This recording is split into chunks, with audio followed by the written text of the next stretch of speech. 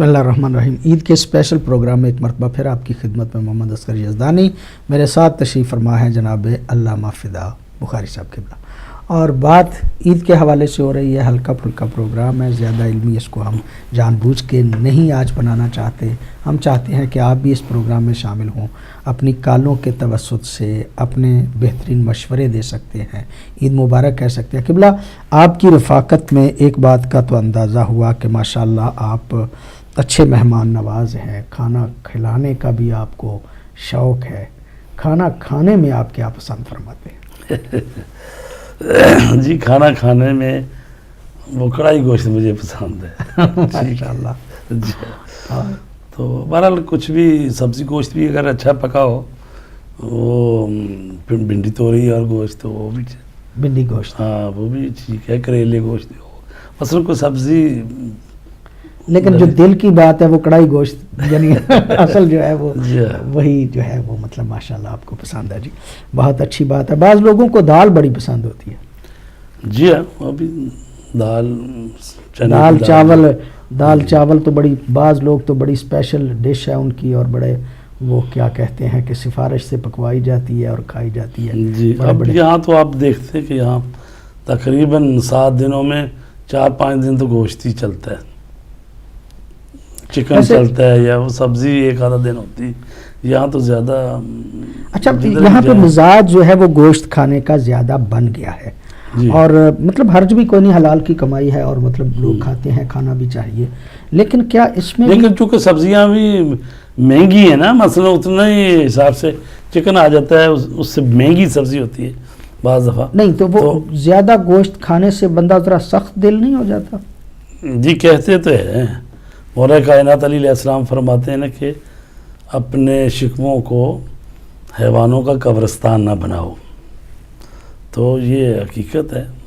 نہیں مطلب میں اس اعتبار سے دال اور وہ کہا گیا سبزی اگرچہ مہنگی ہو لیکن رجحان سبزی کھانے کا بھی تھوڑا سا بڑھنا نہیں چاہیے صحت جی بڑھنا چاہیے, صحت کے لیے بھی. اور میں عرض کر رہا ہوں نا کہ مثلا 7 دن میں سے جو عموماً ہوتا ہے کہ 4 دن تو تقریباً چکن ہو یا دوسرا گوشت ہو, اور اس کے بعد ایک دن دال اور ایک دن سبزی اور ایک دن, یعنی اس طرح سے ہے. لیکن پھر بھی سبزیاں زیادہ ہونی چاہیے. سبزیاں, اور پھر گوشت میں بھی اگر سبزیاں ڈال لی جائیں تو وہ اور زیادہ بہتر جو ہے وہ ہو جاتا ہے, میں سمجھتا ہوں. اور پھر ایک اس کا دوسرا پہلو بھی جو ہے قربانی کا چونکہ ذکر ہے, اور مطلب قربانی کا جو ہے وہ بات یہ ایام ہی قربانی کے حوالے سے, تو کیا یہ قربانی نہیں دینی چاہیے یہاں کے لوگوں کو کہ اپنی خوراک میں یہ چیزیں کم کر کے وہ غربا اور وہ مساکین کے جو ہمارے ملکوں میں موجود ہیں ان کا خیال کیا؟ جی بالکل, آپ نے صحیح کہا ہے کہ حقیقت میں جو اللہ کی راہ میں دے دیا جائے اسی کی بچت ہوتی ہے. میں آپ کو واقعہ سناؤں کہ رسول کریم صلی اللہ علیہ وآلہ وسلم نے جانور ذبح کیا تو وہ دے رہے تھے, فقراء کو دے دیا, ایک ہی وہ پیس بچ گیا. ٹھیک ہے, تو حضرت بی بی عائشہ نے کہا کہ یا رسول اللہ بس یہی بچا ہے. تو آپ نے فرمایا ہے کہ نہیں, یہی نہیں بچا, اصل میں بچا وہ ہے جو دے دیا گیا ہے, اور یہ نہیں بچا, یہ جو ہم نے کھانا ہے یہ نہیں بچا, حقیقت میں وہ بچا ہے جو کہ اللہ کی راہ پہ دے دیا گیا. یہ ایسا ہی ہے کہ انسان جو کچھ دے رہا ہے اللہ کی راہ میں تو ظاہر ہے کہ اس کا اپنا ہی فائدہ ہے, اور اس کے اپنے ہی اکاؤنٹ میں یہ چیزیں جمع ہو رہی ہیں. قرآن حکیم کی آیت بھی ہے کہ اللہ کو گوشت اور یہ چیزیں جو ہیں اس کو نہیں پہنچتی. ہاں جی, فرمایا گیا ہے کہ اس کا لحوم اور وہ جو دماغ یعنی خون اور یہ گوشت جانور کا, یہ تو اللہ کو نہیں پہنچتا بلکہ تمہارے دلوں کا تقوی ہے. تو اصل بات تو تقوی کی ہے سب. یہ اگر قربانی کی جاتی ہے تو یہ بھی اللہ کی مخلوق کی کام ہی آتی ہے. یعنی حقیقت میں اللہ تبارک تعالیٰ تو بے نیاز ہے ہر چیز سے, تو وہ تو صرف یہ چاہتا ہے کہ میرا بندہ جو ہے وہ اس منزل پر آ گیا ہے کہ مالی قربانی دے سکتا ہے, اور پھر کبھی دین کے لیے جانی قربانی دینی پڑے تو دے سکتا ہے. تو لہٰذا یہ مالی قربانی اور مال سے خریدا جاتا ہے یہ قربانی کا جانور. تو میں کال لے لوں جی. جی ضرور ہے. السلام علیکم. وعلیکم السلام. بات کرنی ہے رہتی ہوں. جی جی فرمائیے. میں پوچھنا ہے کہ وہ مولانا صاحب وہ قربانی کے پیسے دے سکتے ہیں یا حالی قربانی ضروری ہے؟ جی ٹھیک ہے. فون رکھ دوں آپ؟ جی رکھ دیں. جی آپ سنیں, آپ کے سوال کا جواب دیتے ہیں. چلو. میرے خیال میں یہ کل بھی سوال آیا تھا. ایک قسم کا آیا تھا. بعض لوگ جو ہیں وہ یہ سمجھتے ہیں کہ ہم قربانی کی بجائے پیسے دے دیں تو کیا قربانی ہو جاتی ہے؟ جی دیکھیں ثواب تو ان کو ملے گا. مثلا قربانی اگر دینا چاہتے تھے, ابھی سیلاب آیا ہوا پاکستان میں تو لوگوں کے گھر بار تباہ ہو گئے ہیں, تو اگر کوئی بندہ اس نیت سے کہتا ہے کہ چلے پروردگار اس سال میں نے قربانی دینی تھی تو ہر سال دے رہا ہے, اس سال کہتا ہے کہ یہ جو قربانی کے پیسے تھے میں اس کو کسی کو دے دیتا ہوں جو متاثر ہے سیلاب سے, یا کوئی ویسے غریب آدمی ہے, تو یقیناً اس کا ثواب تو ملتا ہی ہے. لیکن جو قربانی ہے وہ اپنی جگہ پہ ایک علیحدہ سے ایک عبادت ہے. تو چونکہ جیسے ہم کہیں کہ بھی ہم نے پڑھنی ہے نماز, تو کہیں چل میں روزہ رکھ لیتا ہوں, تو روزے کا ثواب تو مل جائے گا, نماز کا ثواب نہیں مل رہا ہے, اس لیے کہ نماز علیحدہ چیز ہے, تو روزہ علیحدہ, زکوٰۃ علیحدہ, قربانی علیحدہ, ہر چیز جو ہے اس کا اپنا علیحدہ ہے. لیکن چونکہ یہ نفلی عبادت ہے, قربانی کرنا بھی یہ کوئی واجب نہیں ہے, نفلی اور سنت موقدہ ہے, بہت زیادہ تاکید کی گئی ہے. لیکن اگر کوئی آپ سمجھتے ہیں کہ میری بہن, میرا بھائی, یا حقیقی بہن بھائی یا ایمانی بہن بھائی وہ اس مصیبت میں ہے کہ اس کا گھر گر گیا ہے, اس کی چھت گر گئی ہے, تو ظاہر ہے کہ اگر یہ 20,000 30,000 40,000 کا جو بکرا لینا ہے, آپ یہ کہتے ہیں کہ نہیں میں 40,000 اس کو بھیجتا ہوں بلکہ 10 اور ڈال کے تاکہ اس کی چھت ڈال جائے, تو ہو سکتا ہے اللہ تبارک تعالیٰ اس ایک قربانی کی بجائے 10 قربانیوں کا آپ کو ثواب دے دے. لیکن از نظر فقہی مثلا جو قربانی ہے وہ قربانی ہے, دوسرا جو ہے یعنی یہ جتنے بھی پیسے دیے ہیں قربانی نہیں ہے, قربانی نہیں ہے یہ, لیکن بہرحال اللہ کے ہاں ہو سکتا ہے اس سے بہت زیادہ ثواب آپ کو قربانی سے بھی زیادہ دے دے, یہ تو اللہ تبارک تعالیٰ کی بات ہے. بلکہ اگر اس کو تھوڑا سا مطلب دوسرے پہلو سے اگر دیکھیں تو قربانی کا مفہوم بھی یہی ہے نا, یہی ہے کہ اپنے آپ کو مطلب, اور یہ بھی قربانی ہے جو آپ دے رہے ہیں کسی کے لیے پیسے دے کر, تو یہ جی مالی قربانی. السلام علیکم. جی السلام علیکم. علیکم السلام. کون صاحب سے بات کر رہے ہیں؟ جی آپ کی بات ہو رہی ہے. جی جی فرمائیے. السلام علیکم, علی بول رہا ہوں. جی جی فرمائیے میرے بھائی. ہاں جی, میں نے اس سلسلے میں کال کی ہے کہ میں نے پوچھنا ہے کہ اگر آپ کو پتا ہو کہ آپ کا بچہ جو مثلا آپ کی وائف مسلمان نہ ہو اور آپ کا بچہ جو ہے اس میں سے ہو, تو آپ کو شک ہو کہ وہ مسلمان نہیں ہوگا, تو کیا اس کو پیدا کرنا جائز ہے یا اس کے لیے؟ ٹھیک ہے جی, شکریہ جی.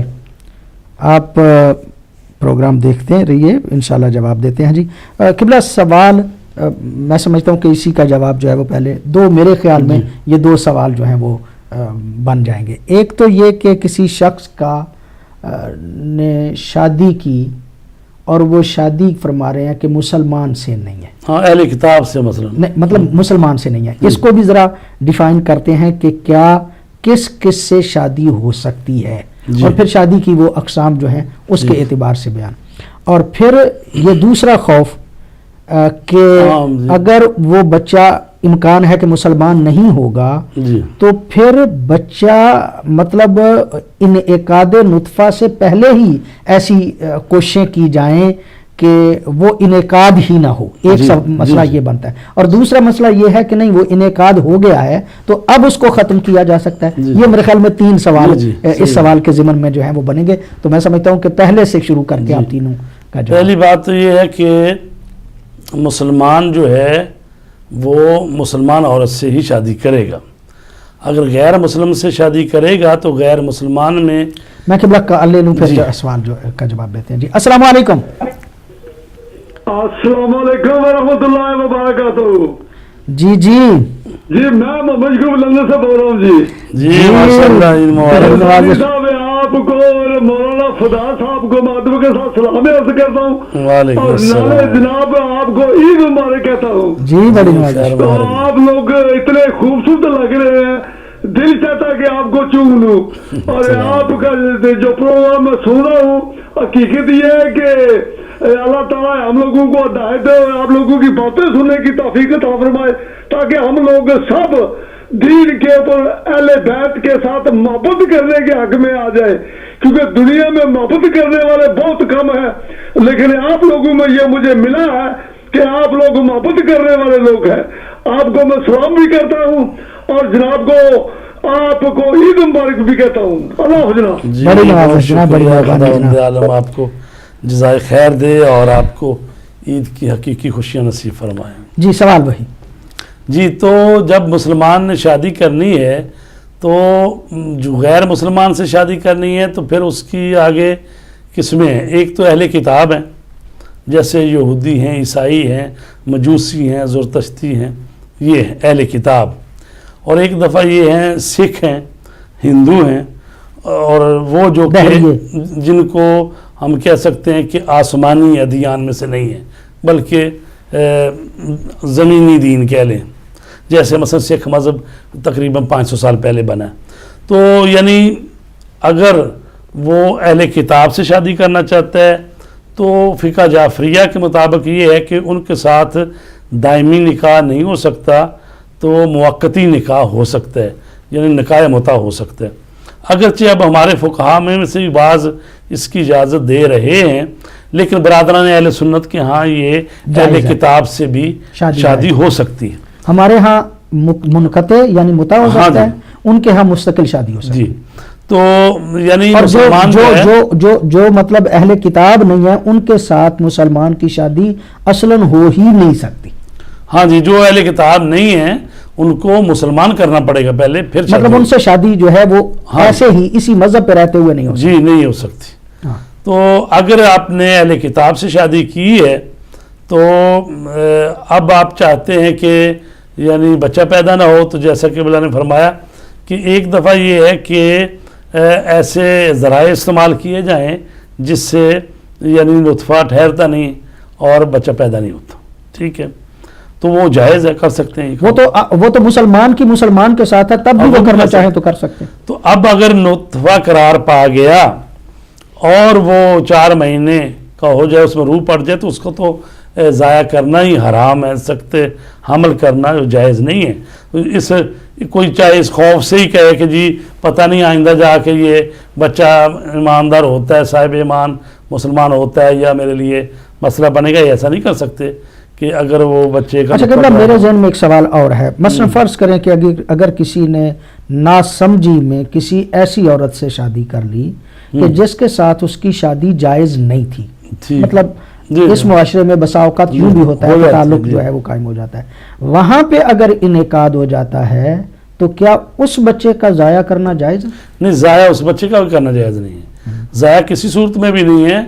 مطلب ہے یہ تو چلو پھر بھی انہوں نے کچھ نہ کچھ نکاح پڑا ہوگا, کچھ نہ کچھ کیا ہی ہوگا رسم وغیرہ, لیکن اگر کوئی کیا خدا نہ خواستہ اگر کوئی زنا کا بھی بچہ ہو تو وہ بھی نطفہ ٹھہر جائے اور اس پہ روح آ گئی ہے تو اس کو بھی سکت حمل نہیں کر سکتے, حمل گرا نہیں سکتے, جائز نہیں, حرام ہے. جی کیونکہ تو ہم بات اصل میں قربانی کے حوالے سے کر رہے تھے کہ غربا کی مدد کرنا, جیسے وہ بہن کہہ رہی تھی کہ ہم پیسے اگر دینا چاہتے دیں, مطلب بسا اوقات بندے کی ترجیحات جو ہیں وہ مختلف. جی وہ بڑی اچھی بات ہے, اگر وہ دینا چاہیں تو دے دیں.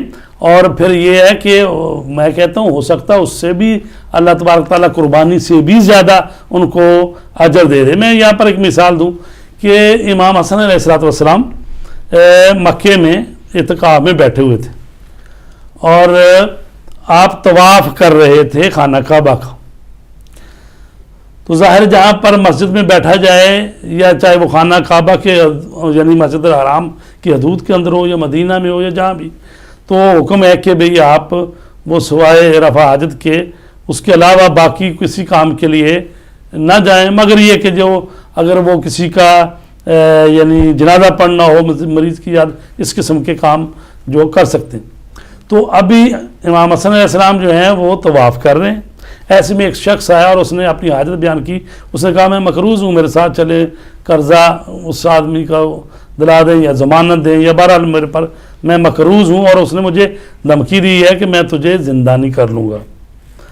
تو امام حسن علیہ السلام نے طواف کرتے ہوئے خانہ کعبہ کا اس کے ساتھ ہو لیے. حضرت عبداللہ بن عباس بھی ساتھ تھے. تو انہوں نے گویا جیسے یاد لانا ہو کہا کہ فرزند رسول آپ تو اعتکاف میں بیٹھے ہوئے ہیں. تو آپ نے فرمایا مجھے پتہ ہے، لیکن رسول پاک نے فرمایا ہے کہ جو اپنے مومن بھائی کے کام کے لیے نکل پڑتا ہے یا اس کا کام کرواتا ہے تو وہ 9 حج کے ثواب کے برابر ہے. تو اب اس سے آپ اندازہ لگا لیں کہ انہوں نے اعتکاف کو چھوڑ دیا اور اس کا قرضہ ادا کرنے کے لیے اس کے ساتھ ہو لیے. ٹھیک ہے، وہ جا کے ضمانت دیے یا قرضہ دیا، یہ روایت آگے تو خاموش ہے. لیکن بہرحال انہوں نے اس کام کو، اور یعنی ظاہر ہے کہ اعتکاف جو ہے پہلے دن جو مستحب ہوتا ہے، دوسرے دن مستحب ہوتا ہے، یعنی پہلا دن ہوگا یا دوسرا دن ہوگا، تیسرے دن واجب ہو جاتا ہے. تو چھوڑ دیا اور وہ چلے گئے مقروض کا قرض ادا کرنے کے لیے. تو اس سے آپ اندازہ لگائیں کہ شریعت اسلامیہ نے یہ جو ایک واجبات ہمیں بتائے ہیں وہ تو ہمیں کرنے ہوتے ہیں، لیکن جو مستحبات ہوتے ہیں ان میں اگر کوئی دوسرا ایک مستحب عمل، یا بلکہ ہو سکتا ہے کہ بعض جگہ پہ اگر کوئی جس طرح سے سیلاب کے لوگ ہیں تو وہ واجب ہی ہو جاتا ہے بعض جگہ پہ کہ جن کو اب کچھ بھی نہیں رہا یا ان کی جان خطرے میں پڑی ہوئی ہے یا ان کا مستقبل بالکل، تو ہو سکتا ہے بعض حالتوں میں واجب ہی ہو جائے چیز. تو لہٰذا اگر ایسی حالت میں دے دیا جائے، پیسے ادھر دے دیا جائے، جیسے کہ بعض لوگ ہیں مثلا 3 حج 4 حج 5 حج کیے ہوئے ہیں، مال کافی ہے، جاتے ہیں ہر سال حج کے لیے، تو اگر اس کے اپنی فیملی میں، چلو دور نہ جائیں تو کم از کم اپنی فیملی میں کوئی بیٹی ہے جو مثلا جہیز کی وجہ سے بیٹھی ہوئی ہے، کوئی بچہ ہے جو تعلیم نہیں پڑھ نہیں سکتا یا کچھ، تو وہ بندہ بجائے حج کرنے کی جائے کہ میں 6ٹھا حج کرنے جا رہا ہوں مثلا، تو وہ اگر کسی کو تعلیم کے لیے پیسے دے دے یا کسی کے بچی کی شادی کروا دے یا جہیز کی رقم دے دے، تو ظاہر ہے کہ اللہ تبارک تعالیٰ اس کو اس حج سے بھی زیادہ ثواب دے دے. وہ تو اس کی رحمت واسع ہے اس کے سامنے. لیکن جب آپ کسی سے مسئلہ پوچھیں گے تو فقہی اعتبار سے یہی بتانا پڑے گا کہ بھئی نہیں، جو چیز جہاں جہاں ہے اس کو ادا کریں گے. اور پھر سنت ابراہیمی کو بھی قائم رہنا چاہیے. مطلب یہ رجحان یہ نہ ہو جائے کہ ہر بندہ جو ہے وہ قربانی کے پیسے جو ہے وہ دوسری جہاد پہ لگانا شروع کر دے اور یہ سنت جو ہے وہ متروک ہو جائے. نہیں، اس سنت کو بھی قائم رہنا چاہیے.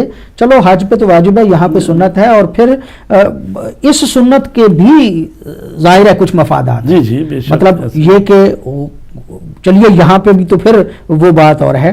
پاکستان میں اب بھی ایسے اگر صحیح طریقے سے قربانی کر کے تو اس کو صحیح معنی میں اس کے 3 حصے کیے جائیں، ایک غریب غربا کے لیے، ایک جو ہے اپنے عزیز و اقارب کے لیے، ایک اپنے لیے، تو اس میں بھی سے ہر قربانی کا اس کا مطلب ہے 20 کلو کی بھی قربانی ہے تو اس میں بھی اس کا مطلب 7 کلو اپنا ہے، باقی جو 14 کلو ہے وہ دوسروں کی جانا ہے. فریجیں نہیں بھرنی چاہیے، مطلب اس قربانی کر کے اپنی فریجیں، وہ بھی اسی طرح سے خدمت تو ہوتی ہے، اس لیے کہ جتنی مہنگائی ہے تو بہت سارے لوگ جو ہیں سال میں ایسے بھی موجود ہے پاکستان میں کہ جن کو مطلب چھوٹا گوشت جو ہے وہ کھانا میسر ہی نہیں آتا، یا بڑا بھی گوشت مطلب یا کوئی بھی گوشت جو ہے وہ کئی مہینے اور کئی ہفتے جو ہے ان کو جو ہے وہ میسر نہیں آتا. تو شادی کے بہانے ہر غریب امیر جو ہے وہ عید کے دن جو ہے وہ مطلب اس نعمت سے بھی یقینی طور پہ جو ہے وہ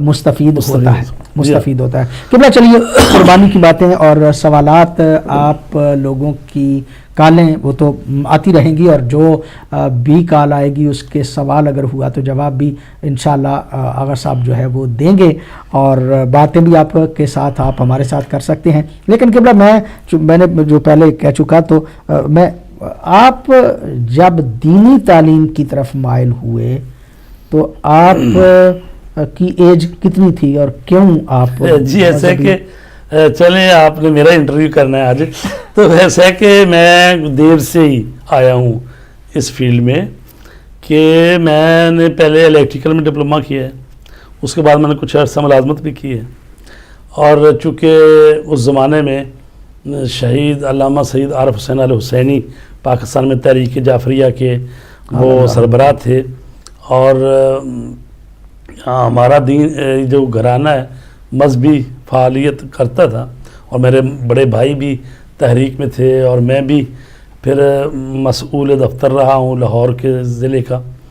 تو ان دنوں میں اعلان پڑھنے کے لیے وہ امتحان لیتی تھی کمیٹی ایک بنی ہوئی تھی علامہ سید. وہ اس وقت مطلب تقی جو رحمت مجھے یاد ہے کہ وہ ایک درمیان میں وہ اس وقت آیا تھا کہ بعض طلباء تو ایسے تھے کہ جو مدارس دینیہ سے پڑھ کے پھر اس جاتے روٹین تھے. سے جو ہے جی. وہ کم جاتے تھے. اور اور کچھ ایک تھے مرتبہ جو یہ ہے کہ انہوں نے مطلب میٹرک کالج والے جی کالج والے جو ہیں اس بنیاد پہ کچھ تو طلباء میں کو اس لیا. بنیاد پر ہی گیا تھا. میں نے امتحان دیا تو الحمدللہ قبول ہو گیا. اس سے پہلے میں نے حج کیا ہوا تھا تو شوق تھا چونکہ, اور یہ شوق بھی عزاداری سید الشہداء کی وجہ سے ہی پیدا ہوا ہے چونکہ بچپن میں ہی مجلسیں پڑھتے تھے اور سنتے تھے اور نوحے پڑھتے تھے. اور اس وقت یعنی ابھی چھوٹا سا تھا, ابھی 7-8 سال کا, تو وہ گاؤں میں وہ جو سپیکر لے کر آتے تھے نا, اور آدمی لے کے آتا وہ مجھے بٹھا دیتا تھا, کرسی پہ بٹھا دیتا تھا, پڑھو بھی کوئی ربائی شبائی. تو ایک شوق تھا الحمدللہ. تو جب امام خمینی قدس سرہ نے انقلاب اسلامی کامیاب ہوا اور ادھر شہید عارف حسین الحسینی جیسی قیادت تھی تو ان کو دیکھا, اور تو شوق جو کہتے ہیں کہ مزید اس میں کیا کہتے ہیں بڑا. تو امتحان دیا, قبول ہو گئے. تو پھر ہم پاکستان سے چلے گئے. 10 سال الحمدللہ پڑھے ہیں ایران میں درس خارج تک, اور 1 سال گئے ہم نجف آباد میں, وہاں پر فارسی سیکھی. پھر دوسرے سال آ گئے قم میں, مدرسہ خاتم النبیین میں رہے. پھر مدرسہ الحجتیہ میں کچھ 4-5 سال رہے. اس کے بعد کو مدرسہ دارالشفا ہے, تو اس میں 2 سال کا درس تخصصی ہے تبلیغ پر, وہ کیا. اور اس کے بعد جو پژوہش امام خمینی جو تحقیقی ادارہ ہے, اب تو یونیورسٹی ہے ایک قسم کی, اس میں داخلہ لیا. اور اس میں داخلہ بھی اس کو دیتے تھے جو 2 سال تک درس خارج اس نے پڑھا ہو, اور وہاں داخلہ لیا. درس تخصصی علم کلام اور تفسیر 3 سال کا تھا, وہ کیا. تو اس طرح پھر یہاں سے مل گئی یا کیا کہتے ہیں دعوت مل گئی کہ ادھر آ جائے. پاکستان میں آپ نے پریکٹیکل لائف نہیں؟ میں پاکستان میں حوزہ سے پڑھ کے 2 سال رہا ہوں اسلام آباد میں, اور وہاں پر میں وہ جو المیزان ایک نکلتا تھا رسالہ قرآن مجید پر, اخوہ ٹرسٹ والے نکالتے تھے نا المیزان, تو اس کا میں سب ایڈیٹر رہا ہوں 2 سال. تو اتنی دیر میں وہ جو ویزے لگنے کے مراحل ہیں وہ طے ہو رہے تھے اور دیر ہو رہی تھی.